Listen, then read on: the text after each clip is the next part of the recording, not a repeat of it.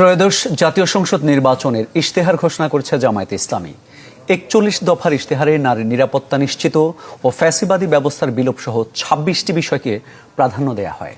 এ সময় জামায়াতে আমির বলেন, সহিষ্ণু মানবিক দেশ ও ন্যায় বিচার নিশ্চিত হলে সমাধান হবে সমাজের ৭০% সমস্যার।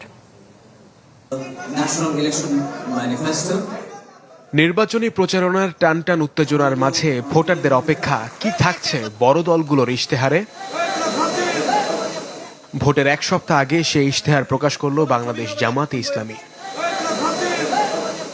৪১ দফার ইশতেহারে প্রাধান্য পেয়েছে স্বাধীনতা, আপোষহীন রাষ্ট্র গঠন, তরুণদের দেশ পরিচালনায় অগ্রাধিকার, নারীদের জন্য নিরাপদ, মর্যাদাপূর্ণ ও অংশগ্রহণমূলক রাষ্ট্র গঠন, বিচার বহির্ভূত হত্যাকাণ্ডের বিচার নিশ্চিত করা সহ ২৬টি বিষয়। এই ইশতেহার তৈরিতে বিপুল সংখ্যক মানুষ, লক্ষ লক্ষ মানুষ আমাদেরকে তাদের মত দিয়ে, পরামর্শ দিয়ে সহযোগিতা করেছেন। আমাদের এখানে পাহাড় সমতল নিয়ে কথা আছে। দেশ খুবই ছোট, বিপুল সংখ্যক জনবল আমাদের। এই দেশে পাহাড় এবং সমতলের ব্যবধান আমরা ঘুচিয়ে সমতল করতে চাই। ঢালাইয়ে দৃঢ়তা, নির্মাণে নিশ্চয়তা, প্রিমিয়ার সিমেন্ট, ঢালাইয়ের রাজা। ইশতেহারে জামাত বলছে, প্রযুক্তি নির্ভর একটি আধুনিক ও স্মার্ট সমাজ করতে চায় তারা।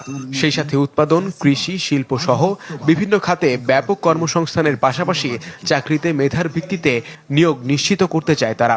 এছাড়া ব্যাংক সহ আর্থিক খাত সংস্কার করে বিনিয়োগ বান্ধব অর্থনীতি বিনির্মাণে রোবাস্ট অ্যান্ড সাস্টেনেবিলিটি প্রকল্প হাতে নেবে তারা। পরিবারকে, দেশকে সাপোর্ট দিতে গিয়ে বিদেশের মাটিতে যখন মারা যায়, তখন তার লাশ নিয়ে টানাটানি হয়। এই লাশটা কে দেশে আনবে? এটি লজ্জার।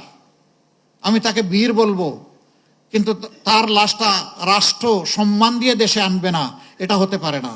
আমাদের অঙ্গীকার, ইনশাআল্লাহ আমরা দোয়া করি সবাই বিদেশে গিয়ে সুস্থ থাকুক, সুস্থ হালতে তারা আবার ফিরে আসুক।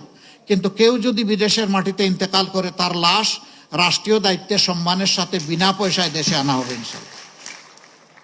জামাতের প্রতিশ্রুতি, নির্বাচিত হলে রাষ্ট্রীয় পৃষ্ঠপোষকতায় বিচার বহির্ভূত হত্যাকাণ্ড বন্ধে কার্যকর পদক্ষেপ, জুলাই বিপ্লবের ইতিহাস সংরক্ষণ, জুলাই যোদ্ধাদের পুনর্বাসন এবং জুলাই সনদ বাস্তবায়ন করবে তারা। পিছনের রাজনৈতিক কালচার আর ধারণ করে চলতে চাই না। ওগুলাকে সম্পূর্ণ পিছনে ফেলে যুব সমাজের হাত ধরে এখন সামনে এগিয়ে যেতে চাই। এছাড়া সব দেশের সাথে মানবিক, বন্ধুত্বপূর্ণ সম্পর্ক রাখার নীতি বজায় রেখে চলতে চায় জামাত। দলটি বলছে, দেশের জন্য ভালো কোনো মতামত থাকলে এই ইশতেহারের সাথে যুক্ত করতে আপত্তি নেই তাদের।